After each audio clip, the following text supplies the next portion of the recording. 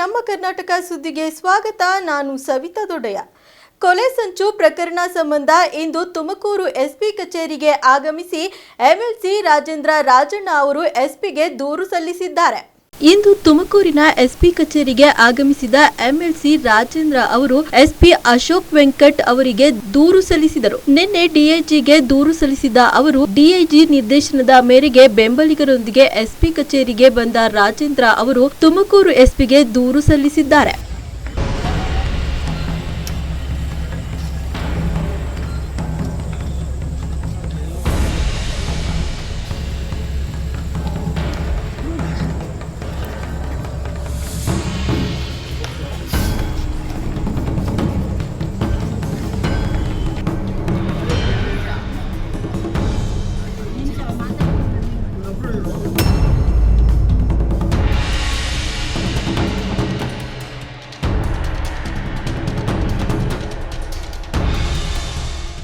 ನಾನು ನಿನ್ನೆ ಬೆಳಿಗ್ಗೆ 12 ಗಂಟೆಗೆ DG ಅವರಿಗೆ ನಾನು ಒಂದು ಕಂಪ್ಲೇಂಟ್ ಕೊಡೋಕ್ಕೆ ಹೋಗಿದ್ದೆ.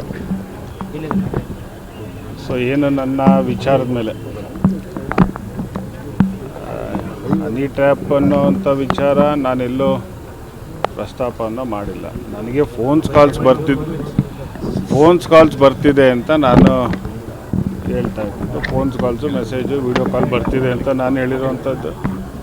ಮಾನ್ಯ ಸಚಿವರು ಹೌದು ನನಗೆ 2 ಬಾರಿ ಪ್ರಯತ್ನ ಮಾಡಿದರು ಟ್ರ್ಯಾಪ್ ಮಾಡೋದಕ್ಕೆ ಅಂತ ಮಾನ್ಯ ಸಚಿವರು ಹೇಳಿರೋವಂಥದ್ದು.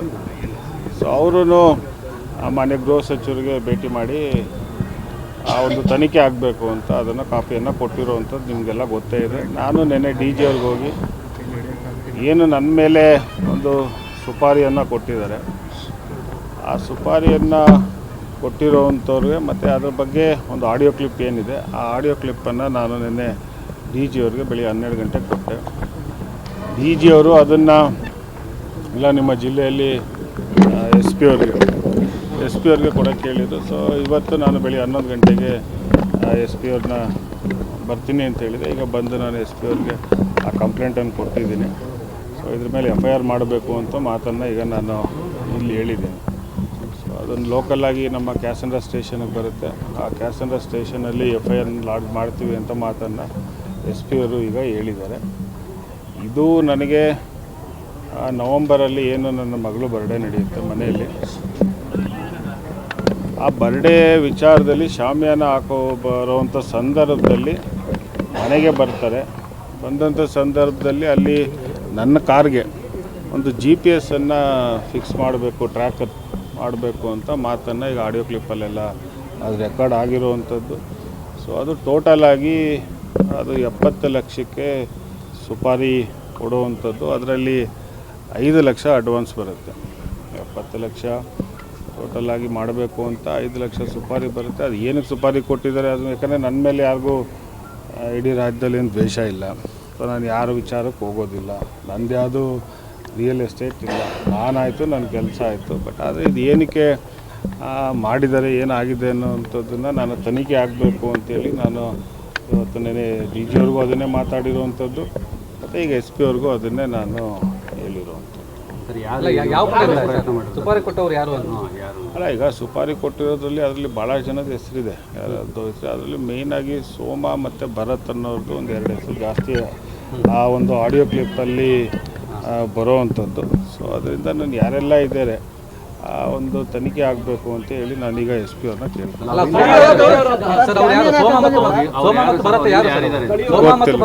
ಗೊತ್ತಿಲ್ಲ, ನನಗೆ ಗೊತ್ತಿಲ್ಲ. ಈಗ ಅವ್ರು ಯಾರು ಅಂತ ನನಗೆ ಗೊತ್ತಿಲ್ಲ. ಓಕೆ, ಸೊ ಹೆಸರು ಅಲ್ಲಿ ಬಂದಿರೋದನ್ನು ನಾನೀಗ SP ಅವ್ರಿಗೆ ಹೇಳಿದ್ದೀನಿ. ಅದನ್ನು ತನಿಖೆ ಮಾಡ್ತೀನಿ ಅಂತ ಮಾತನ್ನು ಒಂದು ಲೇಡಿ ಮತ್ತು ಒಬ್ಬ ಹುಡುಗ ಮಾತಾಡ್ತಾರೆ.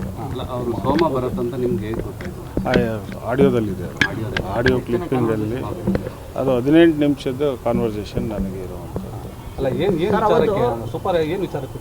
ಅದಕ್ಕೆ ತನಿಖೆ ಆಗಲಿ ಅಂತ ನಾನು ಏನು ವಿಚಾರ ಅಂತ ನನಗೆ ಗೊತ್ತಿಲ್ಲ.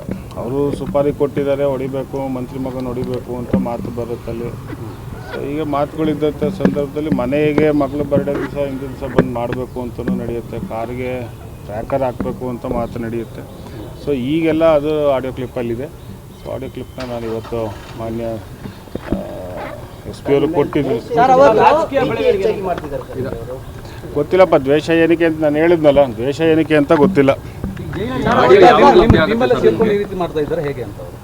ಯಾರು ನಮ್ಮ ಟೀಮಲ್ಲಿ ಯಾರು ನಿಮ್ಮ ಜೊತೆಲಿ ಇದ್ಕೊಂಡು ಅಂದರೆ ಈಗ GPS ಅಲ್ಲಿ ಹಾಕಬೇಕು ಅಂತ ಹೇಳಿದ್ರೆ ಅಲ್ಲ, GPS ಹಾಕ್ತಾ ಅದು ಯಾವ ರೀತಿ ನಾನು ನೋಡಿಲ್ಲ. ಅದೇನೋ ಚಿಪ್ ಬರುತ್ತಂತೆ, ನನಗೂ ಆ ಚಿಪ್ ಯಾವತ್ತೂ ನಾನು ನೋಡಿಲ್ಲ. GPS ಹಾಕಬೇಕು, ಆ ಚಿಪ್ಪು ಕಾರ್ಗೆ ಅಳವಡಿಸ್ಬೇಕು ಅಂತ ಹೇಳಿ ಅದರಲ್ಲಿ ಇರೋವಂಥದ್ದು. ಸೊ ಅದರಿಂದ ನನಗೆ ಅದ್ರ ಬಗ್ಗೆ ನನಗೆ ಜನವರಿಯಲ್ಲಿ ಸಿಗ್ತದೆ. ಜನವರಿಯಲ್ಲಿಗೆ ನನ್ನ ಸ್ವಲ್ಪ ಸರ್ಕಲಲ್ಲಿ ಆ ಒಂದು ಆಡಿಯೋ ಕ್ಲಿಪ್ ನನಗೆ ಸಿಕ್ತು. ನಾನು ಅದಾದಮೇಲೆ ಸ್ವಲ್ಪ ತಮಾಷೆ ಅಂದ್ಕೊಂಡು ನಾನು ಸುಮ್ಮನಾದೆ. ಬಟ್ ನನಗೆ ಸ್ವಲ್ಪ ಬೇರೆ ಬೇರೆ ಕಡೆಯಿಂದ ನನ್ನ ಮಾಹಿತಿ ಪ್ರಕಾರ ಇಲ್ಲ, ಅದು ಆಗ್ತಾ ಇರೋವಂಥದ್ದು ನಡೀತಾ ಇದೆ, ಸ್ವಲ್ಪ ಹುಷಾರಾಗಿರುವಂಥ ಮಾತನ್ನು ಹೇಳಿದ್ರು. ಇದು ಯಾಕೆ ನಡೆದಿರ್ಬೋದು, ಇದರಿಂದ ಯಾರಿದ್ದಾರೆ ನೋಡಿ, ಹನಿ ಟ್ರ್ಯಾಪ್ ವಿಚಾರಕ್ಕೂ ಈ ಟ್ರ್ಯಾಪ್ ಏನು ಸುಪಾರಿದ್ದಕ್ಕೂ ಇದು ಬೇರೆ. ಸೊ ಈಗ ಹನಿ ಟ್ರ್ಯಾಪ್ದು ವಿಚಾರ ಈಗಾಗಲೇ CID ಕೊಟ್ಟಿದ್ದಾರೆ. ನಿನ್ನೆ CID ಅವರು ಮನೆಗೆ ಆಗಲೇ ಇನ್ವೆಸ್ಟಿಗೇಷನ್ ನಿನ್ನೆನೂ ಸ್ಟಾರ್ಟ್ ಮಾಡಿದ್ದಾರೆ. ಮತ್ತು ಅದಕ್ಕೆ ವಂಶೀಕೃಷ್ಣ ಅವರು ADGP ಏನೋ ಇದ್ದಾರೆ. ಸೊ ಅವರು ನಿನ್ನೆ ಮನೆಗೆ ಹೋಗಿ ಮನೇಲಿ ಎಷ್ಟು ಜನ ಇದ್ದಾರೆ, ಯಾರೆಲ್ಲ ಬಂದು ಹೋಗ್ತಾರೆ, ಆ ರೆಕಾರ್ಡ್ಸ್ಗಳು ನಿನ್ನೆಯಿಂದ ಅದು ಪ್ರಾರಂಭ ಆಗಿದೆ.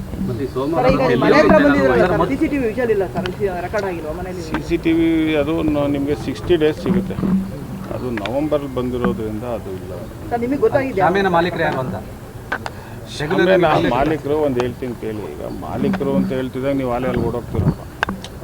ಪಾಪ ಅವ್ರು ನಾಳೆ ಬೆಳಿಗ್ಗೆ ಅವರು ಗಾಬರಿ ಆಗಲ್ಲ. ಮಾಲೀಕರು ಅಂತ ನನ್ನ ಸ್ನೇಹಿತರೇ ಇದ್ದಾರಪ್ಪ ಹಾಕುವಂಥವ್ರು, ಪ್ರತಿ ನನ್ನ ಸಣ್ಣ ಹುಡುಗನಿಂದನೂ ಅವರೇ ಹಾಕುವಂಥದ್ದು. ಸೊ ಅದರಿಂದ ನಾವೇನಾದ್ರು ಯಾವ್ದಾರು ಹೆಸರು ಹೇಳಿ ನೀವು ಅಲ್ಲಿ ಓಡೋಗಿ ಅವ್ರನ್ನ ನೀನು ಯಾಕೆ ಹೋಗಿದ್ದೆ ನಿಮ್ಮಲ್ಲಿ ಹುಡುಗರು ಅವೆಲ್ಲ ಬೇಡ ಅಂತ ಕೇಳಿದ್ದೀನಪ್ಪ. ಹೆಚ್ಚಿನ ಭದ್ರತೆ ಕೇಳಿದ್ದೀನಿ. ಅದನ್ನು ನಾನು ADGPಗೂ ಮಾತಾಡೋಕ್ಕೆ ಹೇಳಿದ್ದಾರೆ. ಸೊ ಅವ್ರಿಗೂ ಮಾತಾಡಿ ಬೇಕಾದರೆ ನೀವೇ ಹೋಗ್ತೀರಾ ಅಥವಾ ಇಲ್ಲಿಂದ ಫಾರ್ವರ್ಡ್ ಆಗುತ್ತೆ? ಇಲ್ಲಿಂದ ಫಾರ್ವರ್ಡ್ ಆಗುತ್ತೆ. ಗೊತ್ತಿಲ್ಲಪ್ಪ, ಅವೆಲ್ಲ ಅಂಟುಬಡ್ಗೆ ಹೋಗುವಂಥದ್ದು ವ್ಯಕ್ತಿ ನಾನೆಲ್ಲ, ನನಗೂ ಗೊತ್ತಿಲ್ಲ. ಈಗ ಇಲ್ಲಿ ಆಗಿರೋವಂಥದ್ದು ನಾನು ಆಡಿಯೋ ಕ್ಲಿಪ್ ಕೊಟ್ಟಿದ್ದೀನಿ, ತನಿಖೆ ಮಾಡಿ ಅಂತ ಹೇಳಿದ್ದೀನಿ. ತನಿಖೆ ಆಗಲಿ. ಆಡಿಯೋ ಕ್ಲಿಪ್ ಮಾಧ್ಯಮ ದೂరం ಪ್ರತಿ SP ಅವ್ರ ಹತ್ರದಿಂದ ಕಲೆಕ್ಟ್ ಮಾಡಿ. ಈ ಹಿಂದೆ ವಿಪ್ ಜಾರಿಯಾಗಿ ಭಾಗ್ಯಮ್ಮ ಮತ್ತು ಗಣೇಶ್ ಕಳೆದುಕೊಂಡಿದ್ದ ಪಟ್ಟಣ ಪಂಚಾಯಿತಿ ಸದಸ್ಯತ್ವವನ್ನ ಇಂದು ನ್ಯಾಯಾಲಯ ಊರ್ಜಿತ ಮಾಡಿದೆ ಎಂದು ಸುದ್ದಿಗೋಷ್ಠಿಯಲ್ಲಿ ಭಾಗ್ಯಮ್ಮ ಮತ್ತು ಗಣೇಶ್ ಸಂತಸ ವ್ಯಕ್ತಪಡಿಸಿದರು. ಕೊರಟಗೆರೆ ಪಟ್ಟಣದ ರಾಜೀವ್ ಭವನದಲ್ಲಿ ಆಯೋಜಿಸಲಾಗಿದ್ದ ಪತ್ರಿಕಾಗೋಷ್ಠಿಯಲ್ಲಿ ಮಾತನಾಡಿದ ಭಾಗ್ಯಮ್ಮ ಅವರು ಕಾಂಗ್ರೆಸ್ ಪಕ್ಷದಲ್ಲಿ ಗುರುತಿಸಿಕೊಂಡಿದ್ದಾರೆ ಎಂದು ಜೆಡಿಎಸ್ ಪಕ್ಷ ನಮ್ಮ ಮೇಲೆ ಸದಸ್ಯತ್ವ ರದ್ದು ಮಾಡಲು ನ್ಯಾಯಾಲಯದಲ್ಲಿ ಅರ್ಜಿ ಸಲ್ಲಿಸಿದರು. ಕಾಂಗ್ರೆಸ್ ಪಕ್ಷದ ಬ್ಯಾನರ್ನಲ್ಲಿ ನಮ್ಮ ಭಾವಚಿತ್ರ ಹಾಕಿದ್ದರಿಂದ ತುಮಕೂರು ಜಿಲ್ಲಾಧಿಕಾರಿಗಳಿಗೆ ಸದಸ್ಯತ್ವ ರದ್ದುಗೊಳಿಸುವಂತೆ ಅರ್ಜಿ ಸಲ್ಲಿಸಿ ನಂತರ ನ್ಯಾಯಾಲಯದಲ್ಲಿ ಈ ವಿಚಾರವಾಗಿ ಮೊಕದ್ದಮೆ ದಾಖಲಿಸಿದ್ದರು. ಇದರಿಂದ ನಮ್ಮ ಮೇಲೆ ವಿಪ್ ಸಹ ಜಾರಿಯಾಗಿತ್ತು. ನಾನು ಪಕ್ಷಾಂತರ ಮಾಡಿದ್ದೇನೆ ಎಂದು ಈ ಹಿಂದೆ ಇದ್ದ ಜಿಲ್ಲಾಧಿಕಾರಿ ಪಟೇಲ್ ಅವರು ನನ್ನ ಸದಸ್ಯತ್ವ ರದ್ದು ಮಾಡಿದ್ದರು. ಇಷ್ಟು ವರ್ಷಗಳ ಕಾಲ ವಿಚಾರಣೆ ನಡೆಸಿದ ನ್ಯಾಯಾಲಯ ಸತ್ಯವನ್ನ ಎತ್ತಿ ಹಿಡಿದಿದೆ, ಸದಸ್ಯತ್ವ ಊರ್ಜಿತಪಡಿಸಿದೆ, ನ್ಯಾಯಕ್ಕೆ ಜಯವಾಗಿದೆ ಎಂದು ಸಂತಸ ವ್ಯಕ್ತಪಡಿಸಿದರು.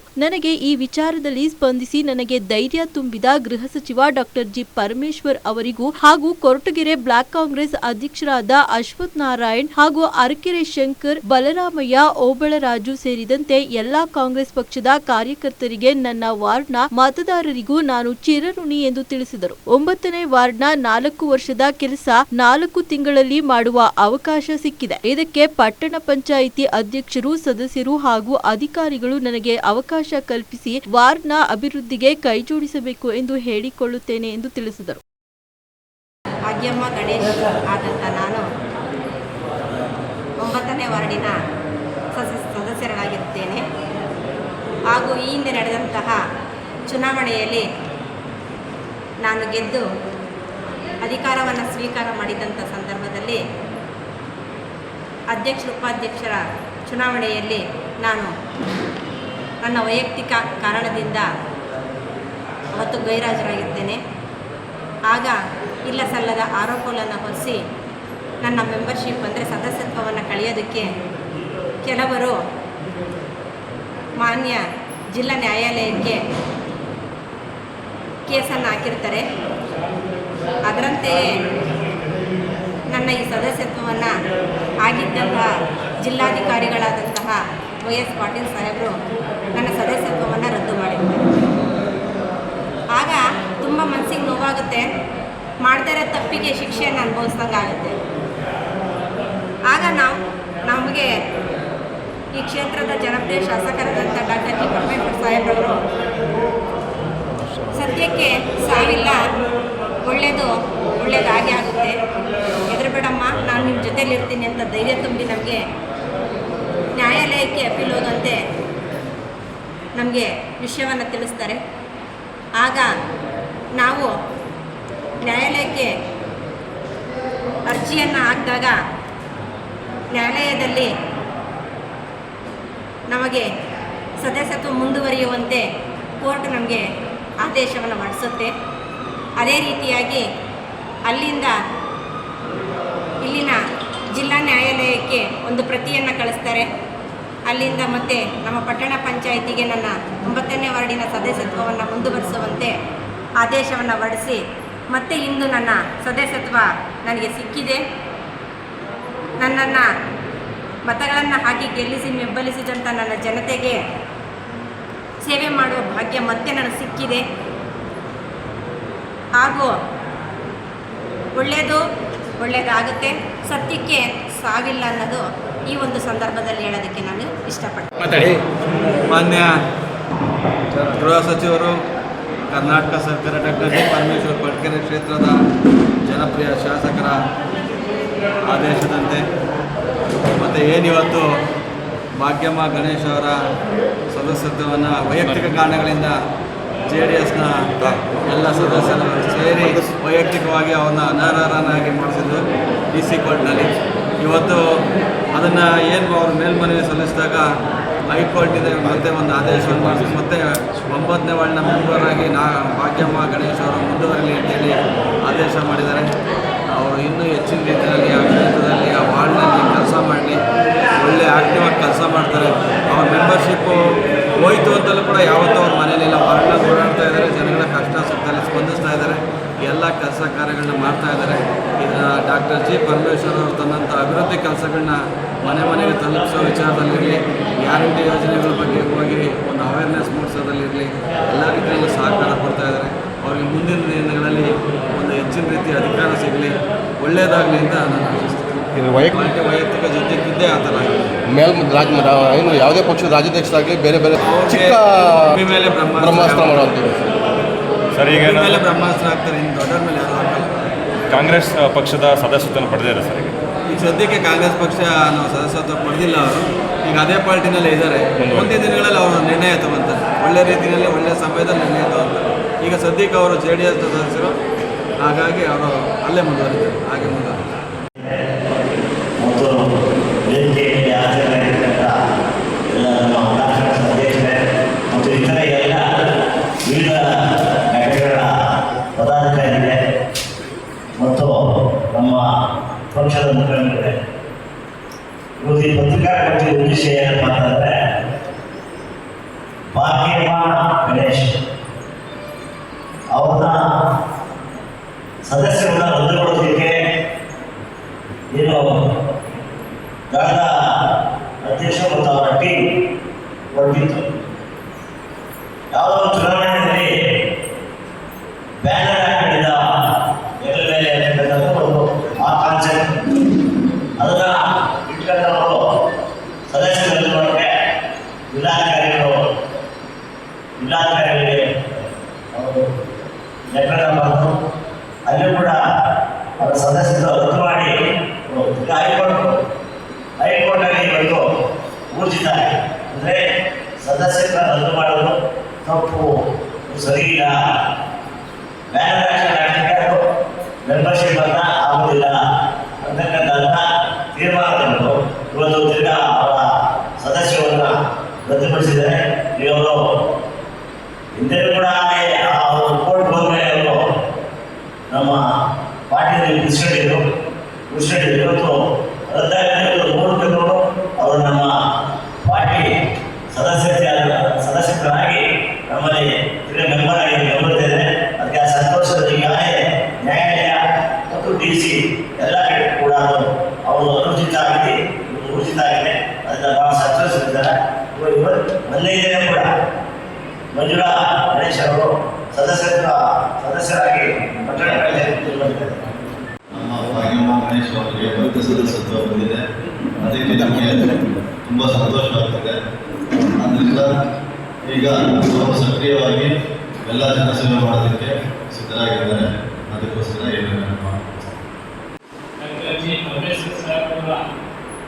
ಆಶೀರ್ವಾದದೊಂದಿಗೆ ಮತ್ತೆ ನಮ್ಮ ಪಟ್ಟಣ ಪಂಚಾಯತಿ ಸದಸ್ಯತ್ವ ಮತ್ತೆ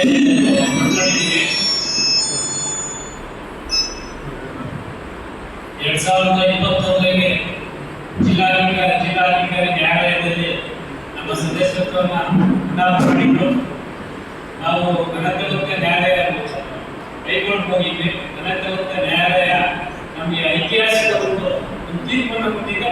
ನಮಗೆ ಭಾರಿ ಸಂತೋಷ ಆಗ್ತದೆ. ಎಲ್ಲರಿಗೂ ನಮಸ್ಕಾರ. ರಾಜ್ಯದ ಪ್ರತಿಷ್ಠಿತ ದೇವಾಲಯಗಳ ಪ್ರಸಾದವನ್ನ ಮನೆ ಬಾಗಿಲಿಗೆ ತಲುಪಿಸುವ ಈ ಪ್ರಸಾದ ಸೇವೆಗೆ ಸಾರಿಗೆ ಮತ್ತು ಮುಜರಾಯಿ ಸಚಿವ ರಾಮಲಿಂಗಾರೆಡ್ಡಿ ಚಾಲನೆ ನೀಡಿದರು.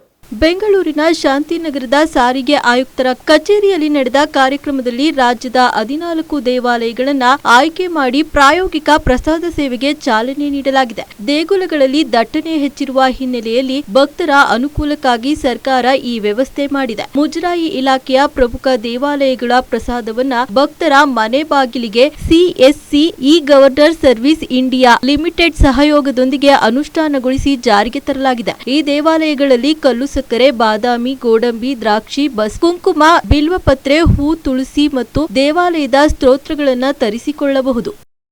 ಸಚಿವ KN ರಾಜಣ್ಣ ಹನಿ ಟ್ರಾಪ್ ಆರೋಪ ಸಂಚಲನ ಸೃಷ್ಟಿಸಿರುವ ಬೆನ್ನಲ್ಲೇ ಈ ಜಾಲದ ಹಿಂದಿನ ಅಸಲಿ ರಹಸ್ಯವನ್ನ ಪತ್ತೆ ಹಚ್ಚಲು CID ಅಧಿಕಾರಿಗಳು ಫೀಲ್ಡ್ಗೆ ಇಳಿದಿದ್ದಾರೆ. ಗೃಹ ಸಚಿವ ಡಾಕ್ಟರ್ ಜಿ ಪರಮೇಶ್ವರ್ ಅವರ ಸೂಚನೆ ಮೇರೆಗೆ CID ಅಧಿಕಾರಿಗಳ ತಂಡ ರಾಜಣ್ಣ ಅವರ ಸರ್ಕಾರಿ ನಿವಾಸದಿಂದಲೇ ತನಿಖೆ ಆರಂಭಿಸಿದೆ. CID DIG ವಂಶಿಕೃಷ್ಣ ನೇತೃತ್ವದ ತಂಡ ಸಚಿವರ ಮನೆಯಲ್ಲಿ ಪರಿಶೀಲನೆ ನಡೆಸಿದ್ದು ಮನೆಯ ಸಿಬ್ಬಂದಿಯಿಂದ ಮಾಹಿತಿ ಕಲೆ ಹಾಕಿದೆ. ತನಿಖೆಯ ನಂತರವಷ್ಟೇ ಹೆಚ್ಚಿನ ಮಾಹಿತಿ ಹೊರಬೀಳಲಿದೆ. ಕೇಂದ್ರ ಸಚಿವ HD ಕುಮಾರಸ್ವಾಮಿ ಮತ್ತು ಶಾಸಕ ಜನಾರ್ದನ ರೆಡ್ಡಿ ವಿರುದ್ಧ ಪ್ರಾಸಿಕ್ಯೂಷನ್ಗೆ ಅನುಮತಿ ಕೋರಿ ಸಲ್ಲಿಸಿದ್ದ ಕಡತಗಳನ್ನು ರಾಜ್ಯಪಾಲರು ಮರಳಿಸಿದ್ದಾರೆ.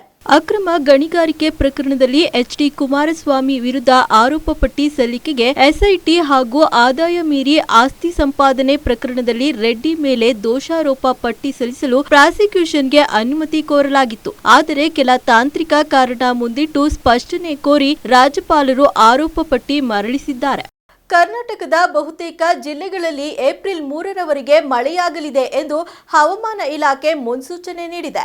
ಕರಾವಳಿ, ಉತ್ತರ ಹಾಗೂ ದಕ್ಷಿಣ ಒಳನಾಡಿನ ಹಲವು ಜಿಲ್ಲೆಗಳಲ್ಲಿ ಮಳೆಯಾಗಲಿದೆ. ದಕ್ಷಿಣ ಕನ್ನಡ, ಉತ್ತರ ಕನ್ನಡ, ಉಡುಪಿ, ಬೆಳಗಾವಿ, ಧಾರವಾಡ, ಗದಗ, ಹಾವೇರಿ, ಚಿಕ್ಕಮಗಳೂರು, ಹಾಸನ, ಕೊಡಗು, ಮೈಸೂರು, ಶಿವಮೊಗ್ಗ ಜಿಲ್ಲೆಗಳಲ್ಲಿ ಮಳೆಯಾಗಲಿದೆ. ಉಳಿದ ಜಿಲ್ಲೆಗಳಲ್ಲಿ ಒಣಹವೆ ಮುಂದುವರಿಯಲಿದೆ. ನಿನ್ನೆ ಬೆಳಗಾವಿ, ಕೊಡಗು, ಶೃಂಗೇರಿ, ಹಗರಿಬೊಮ್ಮನಹಳ್ಳಿಯಲ್ಲಿ ಮಳೆಯಾಗಿದೆ.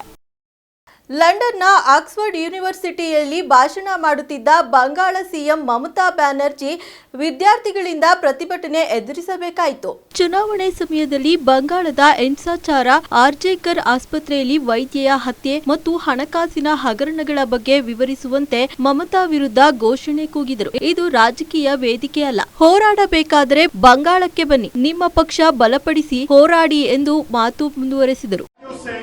Please have the decency. Please, you have your say that don't shout. Everywhere, this is their habit. They cannot change their habit. Enough. You have your say. This is their habit everywhere. Wherever I go, I am for all. I am for all. I am for Hindu, Muslim, Sikh, Isai. I am for all. I am for all. I am for unity. You people are not. Don't mention only one caste, mention all the castes together.